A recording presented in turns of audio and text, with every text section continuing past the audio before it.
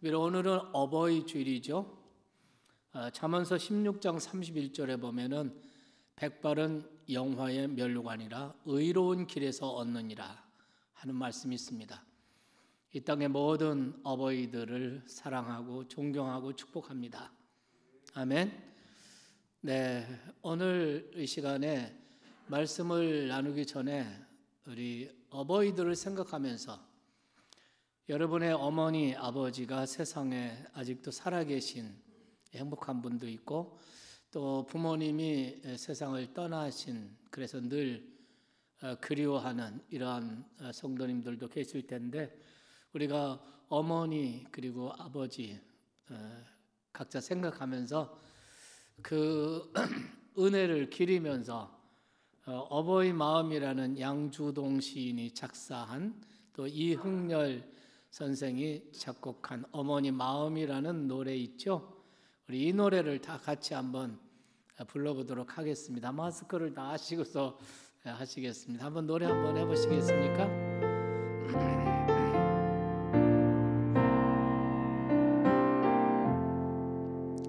나 실제 부러움 다 잊으시고 길을 제듯 밤낮으로 애쓰는 마음 칭찬이 마른 자 갈아내시며 손발이 닿도록 고생하시네. 하늘 아래 그 무엇이 넓다리요. 어머님의 일생 가엾어라. 어려서 안고 업고 얼러주시고 자라선 눈기대어 기다리는 날 알을 그릇될 사 자식 생각에 고마우시는 이 마음 위에 주름이 가네. 땅 위에 그곳이 높다리요. 어머니의 정성은 지극하여라. 네, 이 어머니 마음이라는 이 노래가 3절까지 있는 거 다 아시죠? 이 가사가 참 어머님의 사랑과 그 희생 또 여기 계신 아버지들은 또 왜 아버지는 다 어디 갔느냐 생각하시겠지만 다 같은 마음으로 그런 심정을 노래한 아주 좋은 노래라는 생각이 듭니다. 아마 한국 사람이라면 이 노래를 부르면서 어머니 생각하면 가슴이 먹먹해지고 눈물이 나고 이런 추억이 또 고마움이 일어나게 되리라고 생각합니다. 그래서 오늘 저는 이 어버이 주일에 내 어머니와 아버지를 공경하라 이런 제목으로 여러분과 함께 말씀을 나누겠습니다. 병아리를 부화시키는 어미닭의 그 모습을 보면 정말 놀랍을 수밖에 없습니다. 어미닭이 알을 21일 동안 알을 품지 않습니까? 그런데 그 21일 동안 어미닭의 그 고충 또 어미닭의 그 희생은 정말 감동이고 눈물겹습니다. 21일 동안 먹이도 찾아다니지 않고 밖으로 나가지도 않고 계속해서 알을 품죠. 알을 품고 있으면서 계속해서 그 알을 이렇게 굴려가면서 어미의 체온이 잘 골고루 전해지도록 그렇게 하죠. 21일 동안 꼼짝 않고 인내하면서 그 많은 희생과 고충을 겪으면서 그 알을 이제 부화를 시킵니다. 그리고 병아리가 나와서 이제 부화가 되면 그 병아리를 돌보는 어미닭의 모습도 감동이에요. 제일 먼저 이렇게 어떤 곡식이나 혹은 지렁이나 이런 먹이를 보면은 엄마가 부릅니다. 꼭꼭꼭꼭 하면서 부르면 흩어져 있던 병아리들이 전부 다 이렇게 모여서 그 먹이를 먹죠. 또 하늘에 솔개가 돌면 그거를 제일 먼저 보는 것이 어미닭입니다. 그리고 그 솔개가 도는 것을 보면 이 어미닭이 마치 비명을 지르듯이 소리를 냅니다. 그래서 병아리를 불러요. 그러면 마치 민방위 훈련하는 것처럼 이 노란 병아리들이 갑자기 어미 품으로 달려 들어와서 날개 밑에 꽁꽁 숨고 눈만 이렇게 내 보입니다. 숨는 모습 여러분 기억하시죠? 병아리를 기르면서 우리는 그런 모습을 볼 수 있습니다. 이것이 세상에 있는 미물들이 자기 새끼를 돌보는 모습입니다. 이런 모습들은 동물의 세계에서도 아주 많이 볼 수가 있죠. 미물들도 이러하건대 영혼을 가진 인간의 세계야말로 말할 수가 없죠. 자식을 향한 부모의 사랑, 희생, 그것은 정말 끝이 없는 것 같습니다. 그래서 오늘 성경은 내 어머니와 아버지를 공경하라 이렇게 말씀하십니다. 이 공경이라고 하는 단어는 우리 한자로 공경이라고 하는 단어는 여러분의 뜻을 다 아시겠죠? 그렇지만 이 단어의 원어, 헬라어 원어를 보면 티마라고 하는 단어를 사용합니다. 이 말은 값을 치르다 이런 뜻입니다. 그러니까 자식은 부모에게 받은 사랑의 빛을 갚는 심정으로 부모를 섬겨라고 하는 그런 뜻이 거기에 포함되어 있는 것입니다. 마땅하다는 것이죠. 사랑의 빛을 줬으니 그 사랑의 값을 이제 치르라는 거예요. 그것이 공경하라. 내 어머니와 아버지를 공경하라. 아멘. 1절 말씀에 보면은 주 안에서 너희 부모를 순종하라. 이것이 옳으니라 이렇게 되어 있습니다. 부모를 순종하고 공경하는 것이 옳은 일이다. 이 옳은 일, 이 말은 마땅한 일이다. 동서고금의 인륜이다 이런 뜻이죠. 예수를 믿는 크리스찬 자녀들, 예수를 믿는 그리스도인 자녀들은 두 가지 의무가 있어요. 하나는 그리스도에 대한 충성, 하나는 부모에 대한 순종과 공경인 줄로 믿으시기 바랍니다. 그리고 바울께서 이 말씀을 에베소 교회에 편지로 보내실 때 이것은 물론 어린아이들도 있겠지만 이 말씀은 어린아이들에게만 주신 말씀이 아니에요. 이 말씀은 사실은 성인된 교인들, 크리스찬들에게 주시는 말씀입니다. 어린아이는 부모에게 순종하지 않으면 혼나니까 억지로라도 순종하게 되죠. 그러나 자녀가 자라고 머리가 크고 성인이 되면 순종해도 되고 안 해도 되고 공경해도 되고 안 해도 되고 하는 그런 자리에 서게 되는 것입니다. 오히려 부모가 자녀의 말에 순종하는 처지로 바뀌는 거죠. 그래서 부모님이 연로하신 부모님이 자식들에게 하고 싶은 말이 있어도 그 말을 다 하지 못하는 경우가 많습니다. 또 자식들이 부모를 자녀 대하듯이 잘못했다, 못한다, 왜 빨리 못 오시냐, 왜 빨리 대답 안 하시냐, 이렇게 야단을 치는 이런 경우도 생기게 됩니다. 오늘 이 말씀은 아이들에게 주시는 말씀이 아니라 성인된 크리스찬 자녀들에게 주시는 말씀이에요. 내 부모를 주 안에서 순종하여라. 이것이 마땅한 일이다. 내 어머니와 아버지를 공경하라. 값을 치르라. 이것이 약속 있는 첫 계명이다. 이렇게 성경은 말씀을 하십니다. 그렉 맥도날드라는 분이 75세 노인이 쓴 산상수훈이라는 시가 있어요. 근데 이 시는 참 연로하신 부모님들의 심정을 잘 나타내고 또 공감이 되고, 또 젊은이들은 부모님들 연로하신 분들을 이해하는 데 있어서 도움이 되는 시라는 생각이 들어요. 그래서 오늘 저는 그 시를 여러분에게 좀 소개를 하고 싶어요. 75세 노인이 쓴 산상수훈, 그렉 맥도날드. 내 굼뜬 발걸음과 떨리는 손을 이해하는 자에게 복이 있나니, 그가 하는 말을 알아듣기 위해 오늘 내 귀가 얼마나 긴장해야 하는가를 이해하는 자에게 복이 있나니, 내 눈이 흐릿하고 무엇을 물어도 대답이 느리다는 걸 이해하는 자에게 복이 있나니, 오늘 내가 물컵을 엎질렀을 때 그것을 별일 아닌 걸로 여겨준 자에게 복이 있나니. 그 다음에 여러분이 읽으시겠습니다.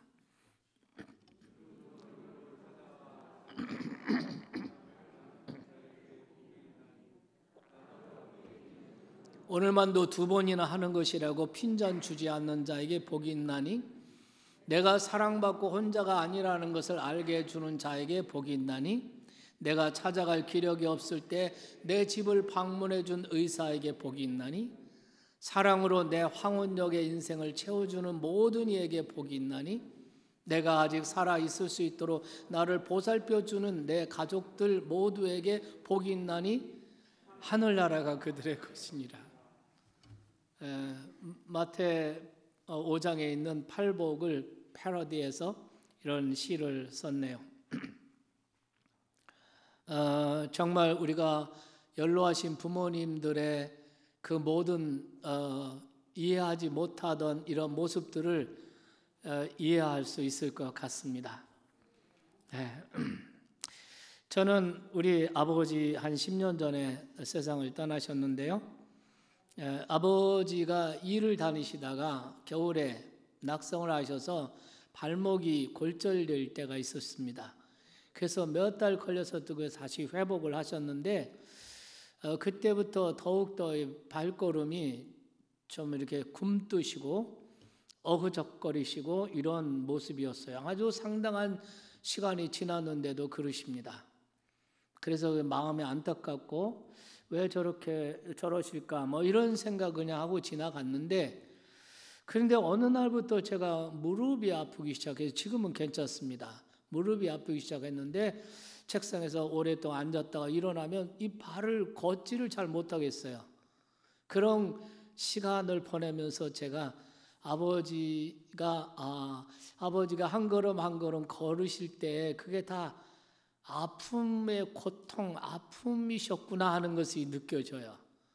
우리 성도님들이 교회 오실 때 우리 권사님들, 노 권사님들이 한 10m쯤 가시다가 허리 한번 펴시고 또 10m쯤 갔다가 허리 한번 펴시고 이러는데, 정말 그 한라마을이나 혹은 금강마을 이 가까운 마을에서 교회까지 오시는 한 걸음 한 걸음이 다 편안한 걸음이 아니에요. 다 아프고 고통스럽고 허리도 아프고 발도 아프고 이런 모습이라는 거를 제가 무릎이 아프는 것을 경험하면서 그걸 깨달아요. 네. 어쨌든 간에 여러분, 연로하신 부모를 모시는 거 고된 일이고 힘든 일입니다. 의학의 발달로 우리는 이제 100세 시대를 눈앞에 두고 있죠. 그것은 그만큼 자녀들이 부모를 돌봐야 하는 시간이 많아져야 기간이 길다는 뜻입니다.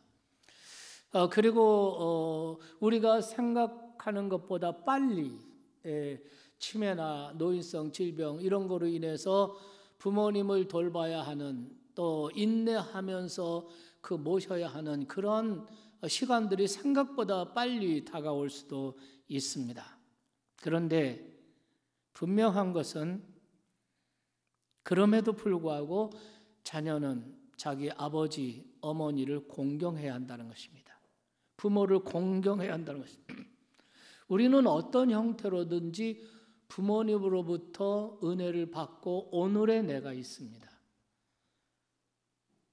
부모님 없이 내가 존재하는 건 하나도 없습니다. 나의 DNA로부터 시작해서 내 몸, 나의 전체가 다 부모님으로부터 받은 것입니다.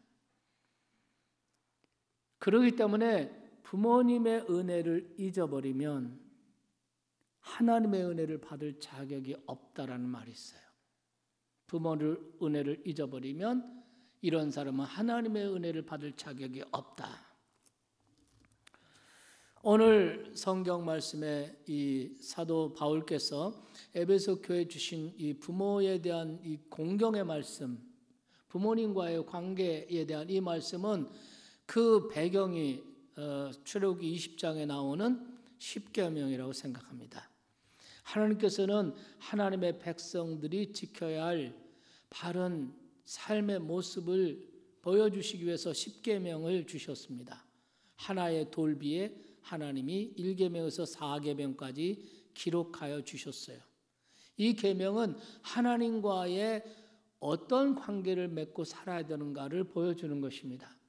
두 번째 돌비에다는 5계명에서부터 제10계명까지의 말씀을 기록해 주셨습니다. 이 계명은 인간관계를 어떻게 가져야 할 것인가를 보여줍니다.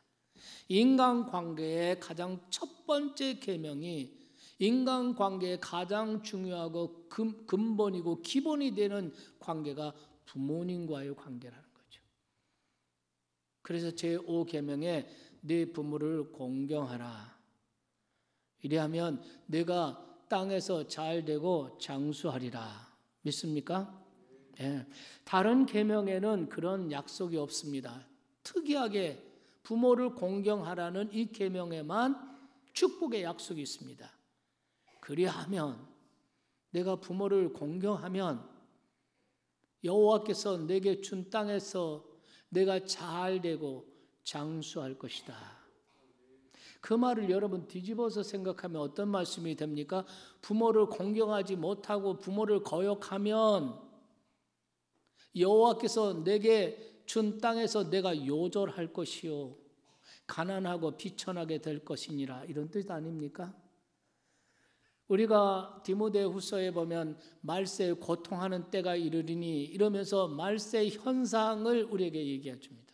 고통스러운 그 말세의 현상을 얘기할 때 많은 사람들이 세 가지를 사랑하게 될 것이라는 거예요. 첫째는 자기를 사랑하고, 두 번째로는 돈을 사랑하고, 세 번째로는 쾌락을 사랑할 것이다. 네. 여러분 하룻밤에 아무리 연휴라고 해도 하룻밤에 3군데 4군데 클럽은 뭐 하는 것입니까? 술 마시는 곳입니까? 뭐 춤추는 곳입니까? 둘 다 하는 곳입니까? 어쨌든 간에 여러분 하룻밤에 무슨 클럽을 3군데 4군데 다닌 여러분 쾌락을 사랑하는 이게 또 하나 마지막 4번째가 뭔지 아십니까? 말세에 고통한 그때가 이르니 사람들이 자기를 사랑하고 돈을 사랑하고 쾌락을 사랑하고 그 다음에 현상이 하나 부모를 거역하며 부모를 거역하는 거예요. 처음에는 자기 부모를 거역하는 것은 좀 아니겠죠. 노인 세대를 거역하는 것입니다. 노인 세대를 무시하고 꼰대라고 하고 필요 없는 존재라고 하고 노인 세대를 무시하고 경멸하고 공격하고 이러한 부모를 거역하는 이런 악한 영성이 세상을 지배하게 될 것이라는 거죠.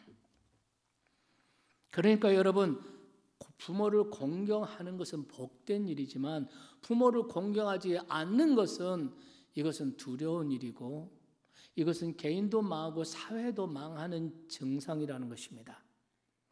예수님께서는 당시에 유대교 지도자들이 하나님을 공경하는 것으로 인해서 부모를 공경하는 것을 핑계하고 회피하던 소위 고르반 제도에 대해서 예수님께서 강하게 비판을 하시죠.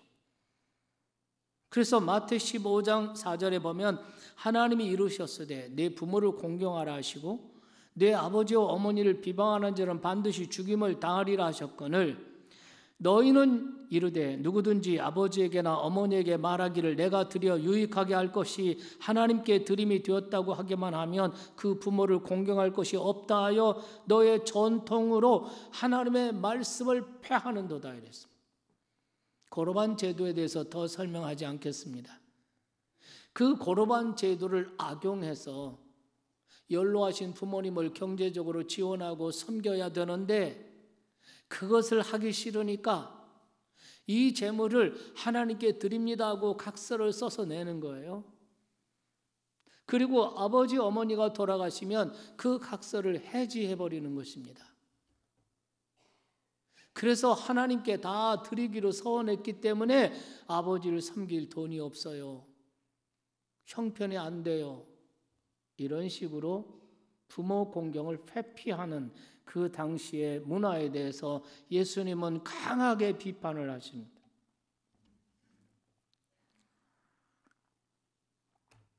솔직히 말씀드려서 이 말씀은 저를 포함해서 교회의 중직자들에게 아주 무서운 경고의 말씀일 수가 있습니다.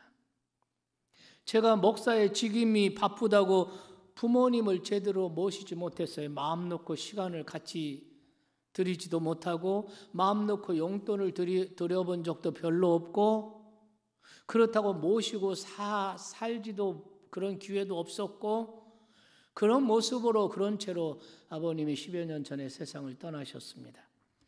어머님이 88세신데 지금 노모가 살아계세요. 근데 막내 동생이 시골에서 어머니를 모시고 살고 있습니다. 그래서 저는 어느 설교나 다 어렵지만 부모를 공경하라는 설교를 할 때 저에게는 참 어려운 설교입니다. 목회로 바쁘다는 핑계로 어떤 날은 시골에 계신 어머니 존재를 까맣게 잊고 하루를 지날 때가 있습니다. 물론 전화를 드리는 것도 못하죠. 그럴 때가 있습니다. 그러면 아주 시골에 있는 어머니 모시고 있는 동생에게 아주 미안한 생각이 들죠.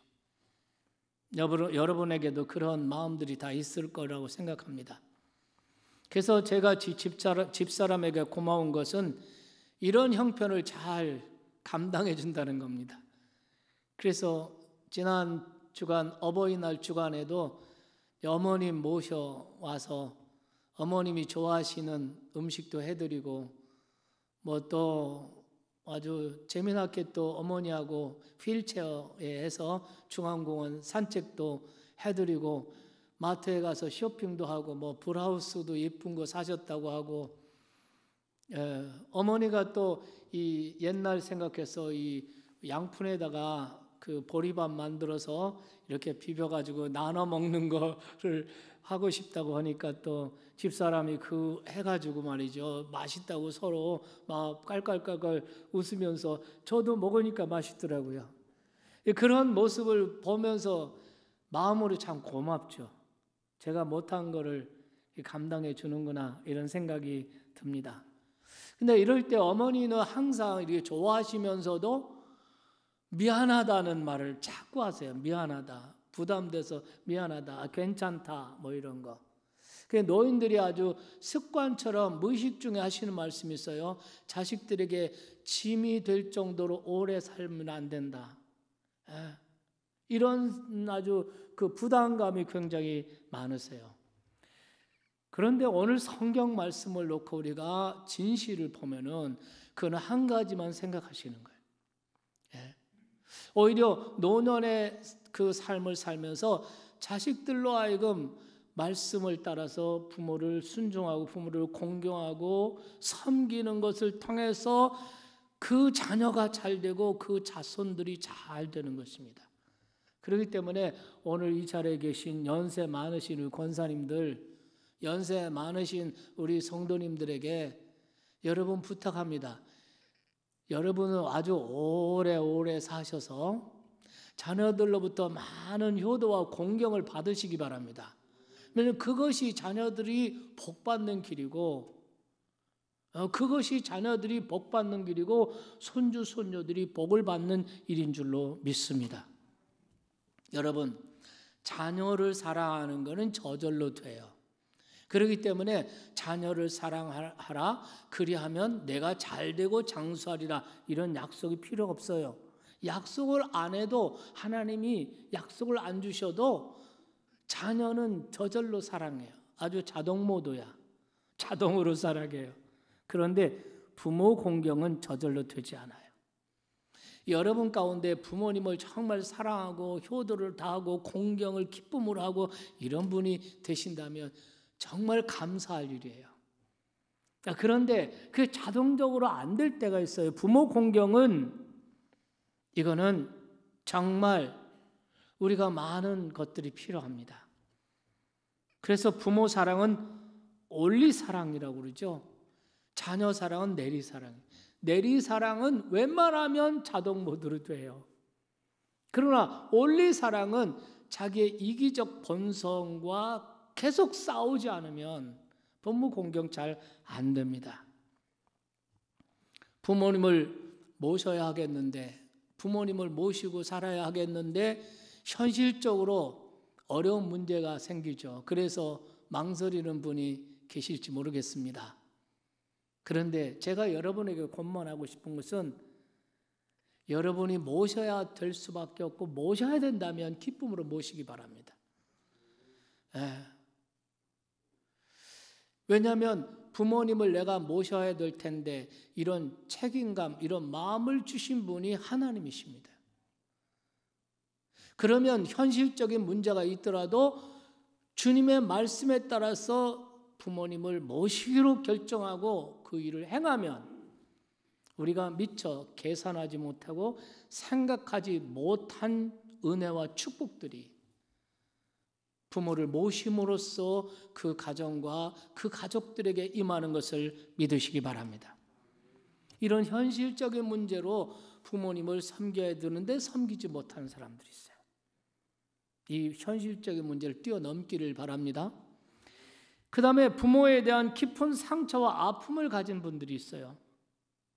이런 분들은 부모를 공경하는 말이 참 고역스럽게 가혹한 것처럼 들릴 수도 있습니다. 자식이 부모에게 상처 준 거는 물에 새긴 것과 같아요. 그래서 금방 없어져요. 그런데 부모에게 받은 상처는 이거는 돌에 새긴 것과 같아서 세월이 흘렀는데도 이 상처가 없어지지 않아요. 어떤 경우에는 부모의 무관심이 문제일 수도 있어요.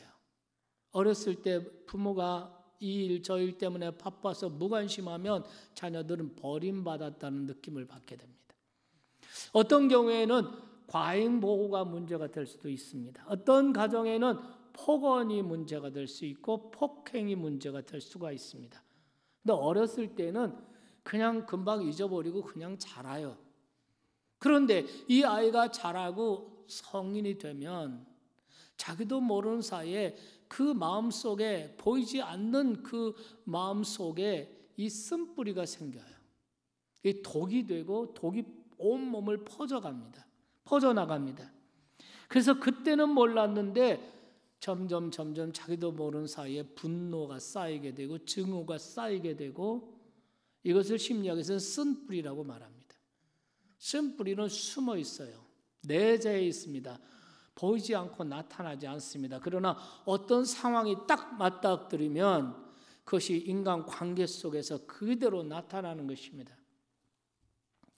어느 어버이 주일 설교를 마치고 났는데 한 집사님이, 한 50대 되시는 한 집사님이 오셔서 자기 속 얘기를 합니다. 목사님, 저는 어버이 주일만 되면 너무나 고통스럽습니다. 사연을 들어보니까 그 어머니가 그 아들을 낳고 그 아들을 어렸을 때 갓난 핏덩이를 갖다 버린 거예요. 길에다 버렸답니다. 나중에 알게 됐어요. 그리고 정말 그 어머니가 어디 계시다는 거 알고 연락도 하고, 그런데 그 어머니를 사랑하거나 공경하는 마음이 없어요. 그렇게 못하겠다는 겁니다. 예수를 믿고 살면서 예수를 믿으니까 그럭저럭 지나가지만 어버이날이 되면은 정말 괴롭다는 거예요. 목사님이 부모를 공경하라는 설교를 하면 아멘 해야 될 텐데 막 반항심이 막 반발이 생긴다는 거예요. 그래서 괴롭다는 것입니다. 이러면서 엉엉 울어요. 여러분, 이런 악몽 같은 상처 속에 힘들어하는 사람들도 있습니다. 이런 사람들에게 부모를 공경하고 사랑해라 이런 계명은 가혹하게 보일 수도 있습니다. 그런데 여러분, 이걸 기억하셔야 돼요. 부모와의 관계가 하나님과의 관계와 직결된다는 사실입니다. 그렇기 때문에 부모와의 관계를 해결해야 하나님과의 관계가 바르게 되는 것입니다. 어떤 사람은 이런 착각을 할 수도 있습니다. 나는 부모님과의 관계가 정말 그런 관계인데 정말 그 맺힌 것도 있고 분한 것도 있고 아픈 상처도 있고 이런 상태가 있는데 이런 상태를 덮어놓고 그냥 대충대충 하면서 신앙생활하고 하나님 예배하고 그러면서 나는 하나님을 사랑하고 하나님을 예배한다고 말하는데 이거는 착각이라는 것입니다. 눈에 보이는 내 부모를 사랑하지 못하면서 어떻게 눈에 보이지 않는 하나님을 사랑한다고 말할 수 있느냐? 이거는 그 자체가 거짓이라는 거죠. 그렇기 때문에 여러분, 부모님과의 관계는 굉장히 중요해요. 부모님과의 관계는 모든 인간관계의 기본이고 근본일 뿐만 아니라 하나님과의 관계와 직결되어 있습니다. 이 문제가 안 풀면 하나님과의 바른 관계, 신앙의 바른 성장이 안 됩니다. 아내와 남편 사이의 관계도, 부모와 자식 사이의 관계도, 직장 동료와의 관계도 이게 원만하지를 못합니다. 그렇기 때문에 여러분, 어떤 사연이 있는지 모르지만 어떤 사연이 있다 할지라도 부모님과의 문제를 해결하고 이제는 부모님께 용서를 구하고 이제는 부모님을 용서해 드리고 화해하고 화목하는 이런 관계가 돼서 하나님이 열어주시는 축복의 문을 활짝 열고 사시기를 주님의 이름으로 축원합니다. 여러분, 이런 아픔, 이런 상처 어떻게 치유될 수 있어요? 하나님의 십자가 그 은혜로 치료될 수가 있습니다. 하나님께서는 우리를 사랑하셔서 하나밖에 없는 독생자를 내주셨습니다. 그 아들 예수 그리스도는 우리를 위해서 십자가에 대신 피 흘려 죽어주셨습니다. 그 결과가 무엇입니까? 하나님과 우리의 관계가 회복되었습니다. 그래서 하나님이 우리 아버지가 되고 내가 하나님의 자녀가 되었습니다. 여러분 가운데 혹시 나는 아버지 잘못 만났어, 아버지 생각하면 분노가 생기고 증오가 생기고 나는 부모 잘못 만났어, 부모 생각하면 원망이 생기고 이런 분들이 혹시 계십니까? 여러분, 우리가 하나님이 내 아버지가 되어주셨다면 이보다 복된 자녀가 어디 있습니까? 하나님이 내 아버지가 되어주셨다면 부모의 허물을, 아버지의 허물을 용서 못하고 사랑 못하고 공경 왜 못하겠습니까? 무엇이 문제겠습니까? 예수님 말씀하신 대로 1만 달란트를 탕감받았는데 100데나리온 그 작은 돈을 왜 탕감 못하겠습니까? 게리 스멜리라고 하는 사람과 존 트렌드라고 하는 사람이 이 합작으로 쓴 책이 있어요. 축복의 선물이라는 책입니다. 이 책에 헬렌이라는 여자가 나와요. 이 헬렌은 어려서부터 아버지의 학대 아래에서 자랐어요. 너무나 지긋지긋하고 아버지에 대한 증오가 생기고 그래서 어느 날 결심하고 집을 떠납니다. 아버지를 떠납니다. 다시는 아버지 생각하지도 않고 아버지 찾아오지도 않을 것이다. 그리고 집을 나가요. 집을 나가서 독립하며 살다가 예수님을 알게 되고 예수님 믿고 거듭나게 됐습니다. 그러면서 믿음으로 살아가는데 그래서 결혼도 하고 자녀도 낳고 엄마가 됐는데 그런데 고민이 있습니다. 왜냐하면 자기 성격 문제예요. 성격으로 사람과 자꾸 부딪히는 거예요. 아주 비판적이고 냉정한 성격, 아주 잔인한 이런 성격들, 이런 것 때문에 관계에서 많은 어려움을 겪어요. 네. 성경 공부도 하고 기도도 해보지만 바뀌지 않습니다. 그런데 어느 날 하루는 목사님과 상담을 하다가 그것이 아버지로부터 받은 마음의 상처 때문이라는 것을 깨닫게 돼요. 그 상처로 인해서 아버지를 증오하고 또 증오하고 그런 과정에서 자기도 모르게 아버지 성격을 닮아가는 것입니다. 아버지를 증오하는 그 잘못된 관계가 결국 하나님의 은혜의 문을 닫아놓고 있다는 것을 깨달은 것입니다. 그래서 정말 이제 아이 엄마가 된 이 헬렌이 정말 어렵게 아버지 전화를 알아가지고 정말 어려운 마음으로 아버지에게 전화를 걸어요. 그리고 아버지를 찾아갑니다. 맨날 때리고 무시무시하던 거인과 같은, 무서운 거인과 같은 아버지를 찾아가는 거예요. 그런데 그 문을 두드리고 그 문을 열고 나온 아버지의 모습은 너무나도 늙고 왜소한 노인의 모습이었습니다. 무서운 거인의 모습이 아니었습니다. 어렵게 거실에 앉아서 아버지에게 입을 열어요. 아빠, 저는 지금까지 아빠를 증오하면서 살았어요. 저를 용서해 주세요. 이 말을 듣자 이 아버지가 펑펑 울어요. 한 번도 자신의 잘못을 인정하지 않았던 이 아버지가 그 딸 앞에서 막 울면서 내가 네게 정말 못된 아빠였구나. 너를 정말 고통스럽게 했던 아빠였구나. 이러면서 울면서 용서를 딸에게 구하는 거예요. 이래서 용서하고 용서받고 그랬지만은 헬렌은 자기 아빠를 사랑한다고 안아줄 수가 없었어요. 마음은 막 그런데 이게 잘 안 되는 거예요. 그렇게 앉아서 이제 헤어질 때 현관에서 정말 용기를 내서 정말 어렵게 헬렌이 아빠를 안아요. 안아서 아빠 사랑해요. 이렇게 말을 합니다. 그 순간 깨달아요. 자기 마음 가운데 정말 자기도 모르는 사이에 본능적으로 아버지를 그리워했다는 것, 아버지에 대한 정, 이것이 있었다는 것을 자기 스스로 깨달아요. 아빠 사랑해요 하는 순간 막 그냥 눈물이 막 쏟아지는. 그 후에 헬렌은 자기 성격 문제가 아주 치유를 받았습니다. 사람들과의 관계도 좋아졌고 완전히 딴 사람이 됐어요. 여러분, 아버지와의 관계를 해결하고 나니까 하나님의 은혜의 문이 활짝 열린 것입니다. 하나님의 은혜의 문이 활짝 열리니까 그 성격이 치유가 된 거죠. 그래서 사람들과 관계도 아주 좋아지는 이런 일들을 기록한 책이 축복의 선물이라는 책입니다. 그렇습니다, 여러분.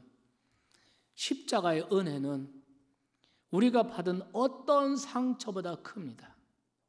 그 누구에도 줄 수 없는 하나님의 크신 은혜가 우리의 모든 상처를 씻어내고도 남습니다.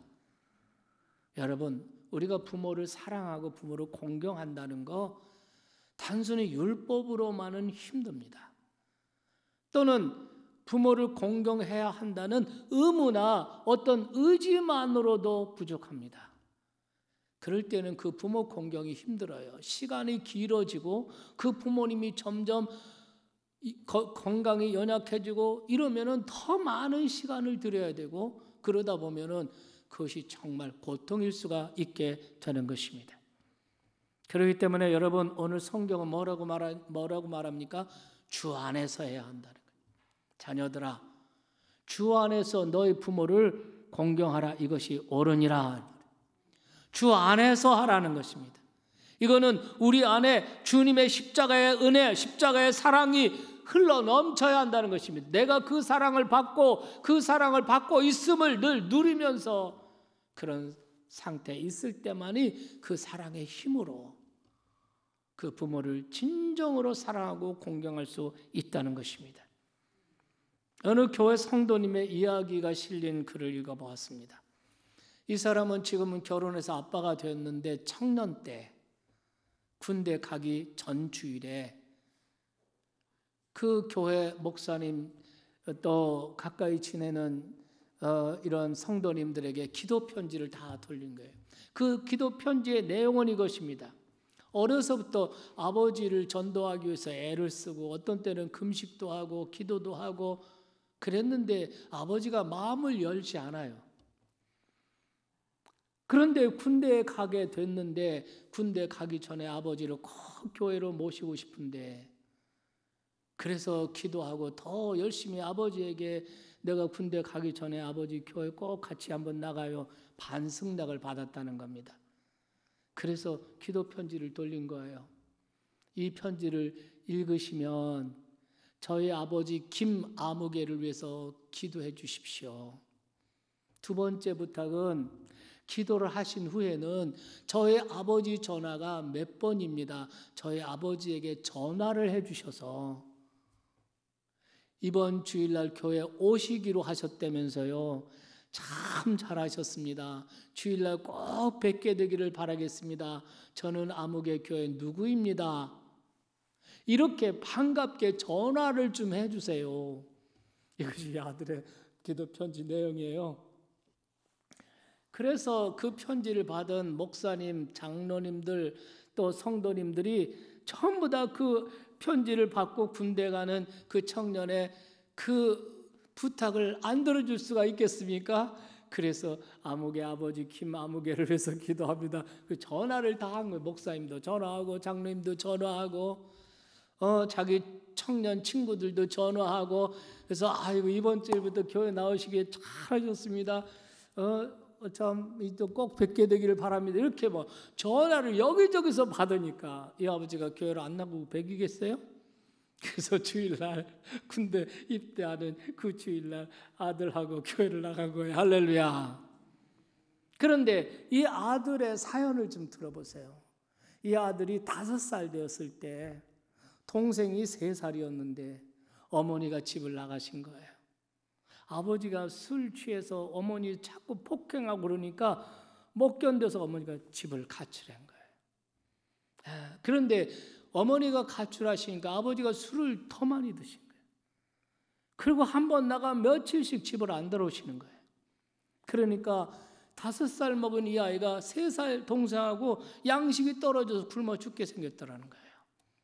그래서 이 5살 된 아이 때부터 이웃집에 다니면서 밥을 얻어다가 동생 먹여서 겨우 같이 살았다는 거예요. 여러분, 이 아이가 자라면서 사춘기가 되고 청년기가 되면 얼마나 부모에 대한 원망이 있겠습니까? 얼마나 증오가 나오고 원망이 있고 얼마나 삐뚤어져도 한참 삐뚤어져야 될 그런 상황 아니겠습니까? 그런데 이 아이가 아주 훌륭하게 잘 자라서 청년이 된 거예요. 그 자기 아버지를 위해서 그렇게 기도하고 군대 가기 전에 전도하려고 이렇게 된 것이 뭐냐? 이 아이가 어렸을 때 주일학교 교회를 나간 거예요. 그리고 초등학교 6학년 때 예수님을 영접하고 거듭나게 된 것입니다. 예수님 믿고 거듭나고 보니까 아버지가 너무나 안 됐고 불쌍한 거예요. 그래서 아버지를 위해서 전도를 위해서 그렇게 기도를 합니다. 아버지가 술이 취해가지고 들어와서 쓰러져 자면 머리를 붙들고 아버지를 구원해달라고 머리 붙잡고 기도하는 거예요. 술 취한 아버지가 뭐 시끄러우니까 이불을 확 뒤집어 쓰면 이 아이들은 또 발치에 가서 발을 잡고 또 기도를 했다고 합니다. 이렇게 해서 군대 나갈 이제 입대할 시간이 되니까 정말 마음이 다급해서 기도했는데 반승낙을 하게 되고 그러니까 기도 편지를 돌렸던 거예요. 여러분, 어린아이라도 예수 안에 있으면 부모를 살릴 힘이 생기는 것입니다. 부모를 사랑하고 공경하려면 우리가 먼저 하나님의 사랑을 알고 그 사랑을 누려야 합니다. 믿습니까? 부모를 대하기 전 먼저 주님과 시간을 더 많이 가져야 합니다. 하나님께서 우리의 가정에서 어떤 일을 행하시려면은 먼저 내 안에서 하나님이 일을 행하셔야 됩니다. 가정이 변화되기 전에 내가 변화돼야 돼. 부모님을 전도하기 위해서 내가 먼저 변화돼야 돼요. 하나님의 사랑으로 가득 채워져야 해요. 예수님 안에서 저와 여러분은 하나님이 우리의 아버지가 되셨음을 믿으시기 바랍니다. 그 하나님의 사랑을 기억하고 그 사랑을 늘 경험하고 그 하나님의 사랑을 깊이 누려야 합니다. 그래야만 우리가 그 사랑으로 부모를 사랑하고 용서하고 또 부모를 섬길 수가 있는 줄 믿습니다. 내게 사랑이 없는데 어떻게 부모를 사랑할 수 있습니까? 하나님께서 나를 얼마나 소중히 여기시는지, 하나님이 나를 얼마나 사랑하시며 하나님이 나를 얼마나 함께 하시는지를 우리가 알 때 우리도 부모님을 사랑할 수 있고 공경할 수가 있습니다. 위대한 성인은 많은 사람을 사랑한 사람이 아니라 하나님의 많은 사랑을 받고 있다는 것을 알았던 사람들입니다. 부디 이 어버이 주일에 부모님을 다시 한번 생각하고 부모 공경을 율법으로 의무적으로 억지로 할 수 없이 하는 이런 것이 아니라 첫째 주 안에서, 두 번째 사랑으로, 세 번째 특권으로 알고 부모 공경이라는 이 말씀을 순종하는 우리 참 좋은 가족들이 되시기를 바랍니다. 부모 공경이 왜 특권입니까? 부모가 없는 사람, 부모가 세상을 떠난 사람은 부모 공경의 특권 없습니다. 여러분 가정에 연로하신 부모님을 모시고 산다면 이거는 특권 중에 특권입니다.